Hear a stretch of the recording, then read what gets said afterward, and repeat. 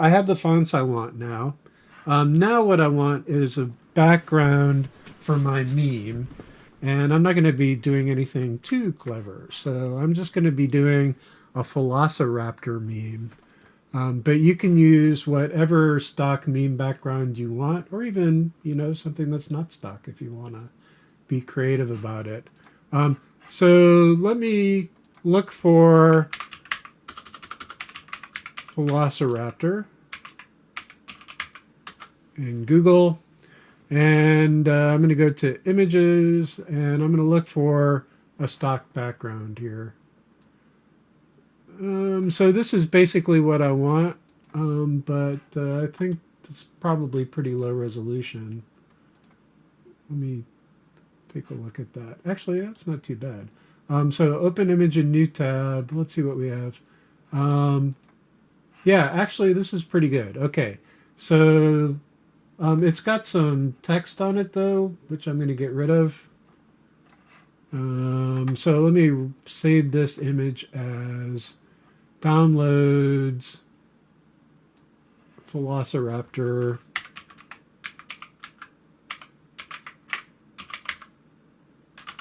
background. Okay, so first thing I'm going to do is edit that in GIMP. So I'm going to open Mark downloads Velociraptor background, and then it already has an embedded color profile, and I'm going to convert it to sRGB color profile, convert. Okay, and then what I want to do is I'm going to use this dropper tool here to pick up this color, and you'll notice that right here, that's the foreground color, and it actually matches that color right there now. So I can box select this and right click on the box and edit, fill with foreground color. And then I can do the same thing here at the bottom. So I'm going to pick up the dropper. I think this one's actually might be the same. And then box select that. Oops. Box select this. And then I'm going to, yeah, it's selected. And I'm going to right click, edit, fill with foreground color. Great. So this is cleaned up. And I'm going to go ahead and just Control S to save. Well, actually, I want to export because, so GIMP has its own internal image format that keeps track of layers and alpha channels and lots of other stuff. And so it gets stored in something called a XCF format file. So if you want to save this as an XCF file, you can go to File, Save, or Save As. But if you want to overwrite the original JPEG, you have to select Overwrite. So I'm going to go ahead and do that. And then it will allow me to adjust image quality and save various kinds of metadata. I usually just export. So export. Okay, so now, just to make sure that I did that correctly, I'm going to discard changes and then start GIMP again and reopen it.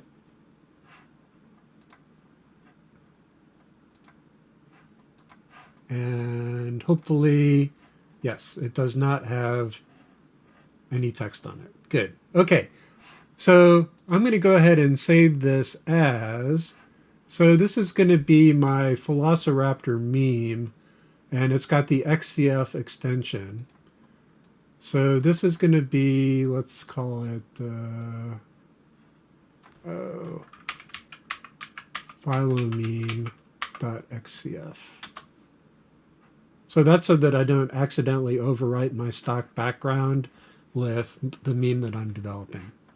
Okay, so now the text, I use the text tool for that. And let's go ahead and make a box. And let's start typing some text. Okay, so see. Now you'll notice that there's a little text palette here that has settings for the text that I'm typing.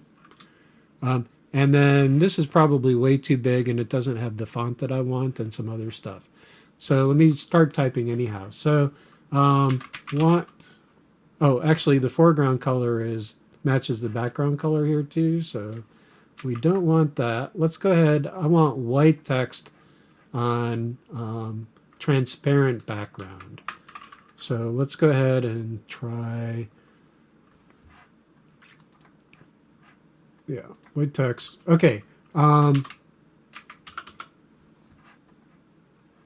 Actually, so here, this color, that's what I want to have white. Okay. All right. So, oops. Back here. Want to install Linux. And then I'll make this, actually the size is fine, but let's go ahead and change it to impact. That will actually adjust it. So now it automatically fills out impact condensed, and let's go ahead and select that. And I have some more room to play with here, so let's go ahead and make it bigger. And I want to leave a little border around it, so that looks pretty good to me.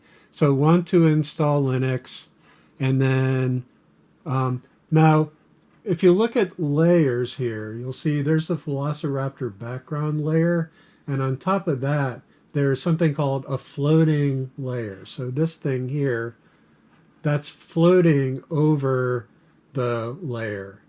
And I can either anchor it to the layer below, or I can make a new layer and anchor it to that, or I can merge layers together. What I actually want to do is I'm going to have a transparent layer that ends up holding all of my text. So in order to make a new layer, I click this create a new layer thing. And then the main thing I want to make sure I get right is this fill with transparency.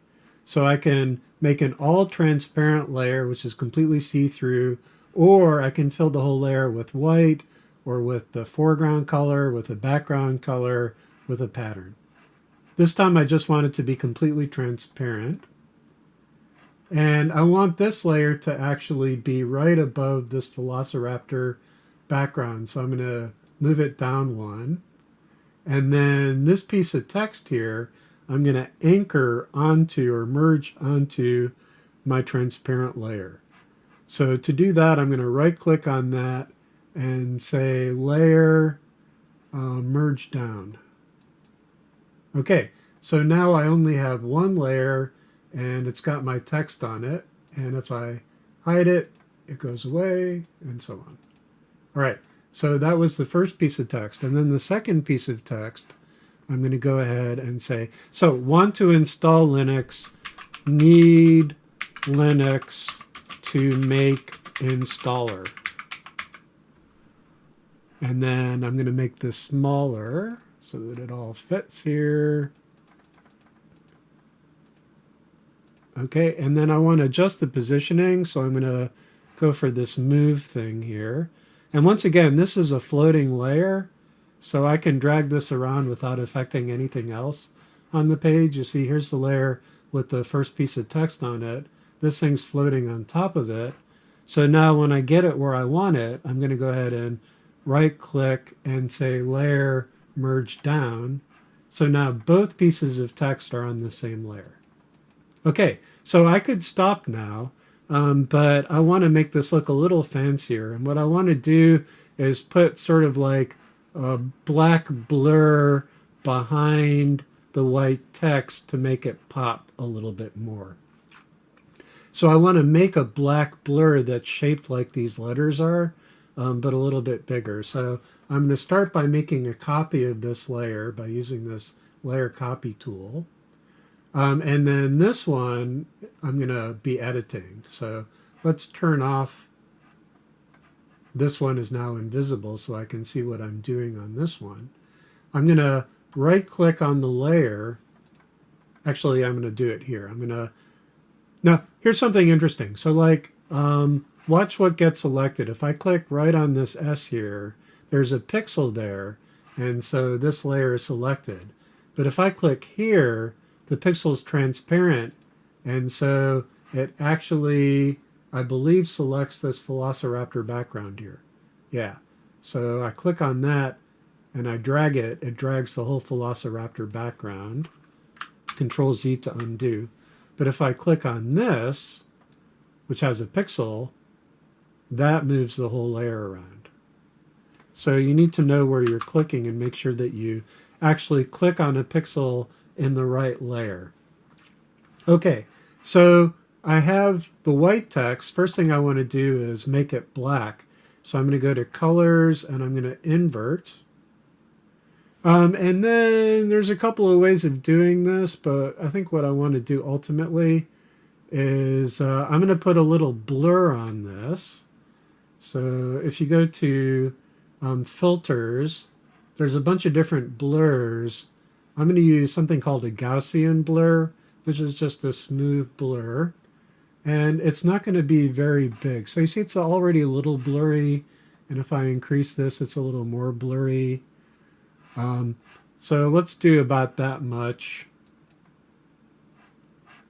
But now, unfortunately, all of the blur is light, and all of the thing that's going to be covered by the white text is dark. So you can see there's a little tiny effect, but it's not very noticeable, and I want to make it stronger. So the fact is that the blur part is weak outside of the letters. So what I want to do is I'm going to actually use this magic wand here to select the transparent background. And I've already, let's see, so the threshold here is 15. If I want this to be tighter into the dark, then I can lower this range. So for example, if I do 10 and reselect, let's do actually for, yeah, actually that's not working. I want to go the other way, I think. Hang on. Let's go 30. Yeah, so 30 pulls that in closer to the letters. And if I go, let's go 35. Let's go 45. Yeah, so that looks pretty good actually. So what I'm going to do is I'm going to select that. And then I'm going to invert the selection. So right now, the background up to the dark bit is selected, but I want to select all the dark stuff with the letters. So I'm going to right click, select, invert selection. So now it's the black letters with the region around them that's selected. And if I right click on there and say edit, and I want to fill with black, so I need to make a black color. So what I'm going to do is click on that. So now I have a black color. And now I'm going to edit, fill with foreground color. And then I'm going to unselect everything. So click on the box tool, click off there. So everything's unselected. And now what I want to do, actually I'll Control A to select the whole layer. And then I'm going to blur this. So filters, blur, Gaussian blur. And let's increase that to make the shadow a little bit more subtle. Okay, so let's go ahead and see what the final thing looks like. Yeah, it's still a little subtle. Let me undo that blur. And then I'm going to re-blur it, but a little bit less.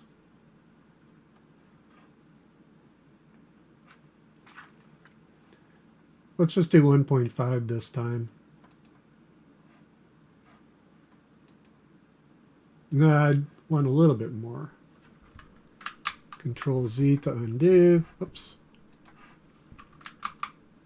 And then let's blur one more time.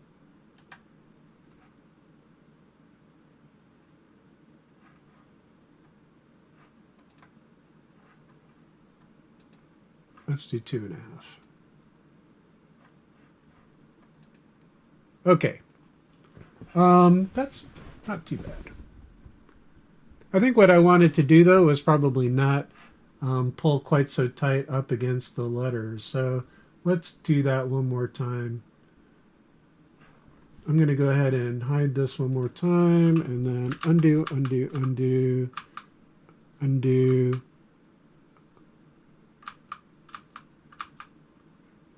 Okay, let's redo.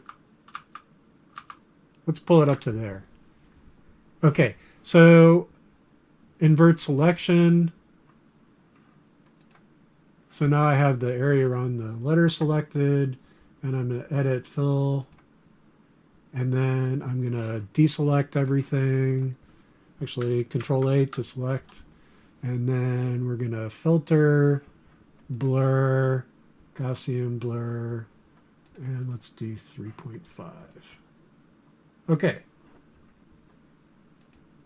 That's better. All right. So I think it's noticeable but not obtrusive. So I'm going to go ahead and merge. Well, I could merge these or I can leave them. I'm going to leave them, I think. So I'm going to save my XCF file.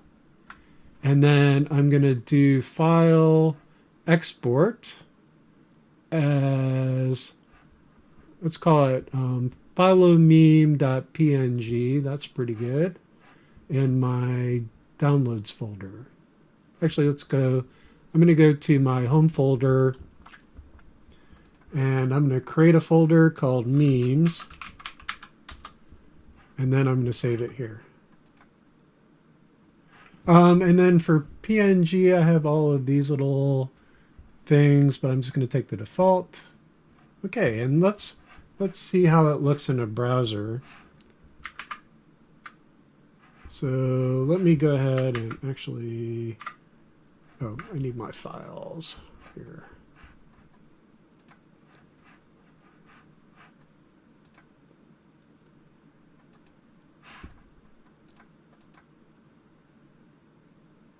I'm sorry. There we go.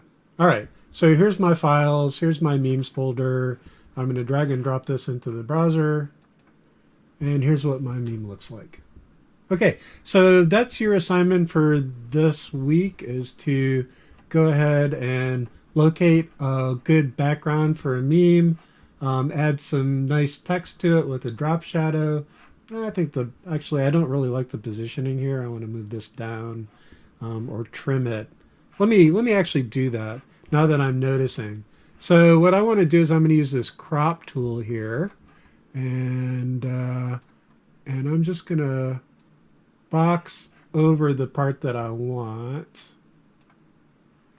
and then click on it to crop it. And then I'm going to save and also export to phylomeme.png. And then I'm going to pull it up in Firefox again and reload. There. Okay, I like that better. All right. So anyways, that was your assignment for the week. And also feel free to play around and see if you can find anything interesting to incorporate in your meme, any visual effects.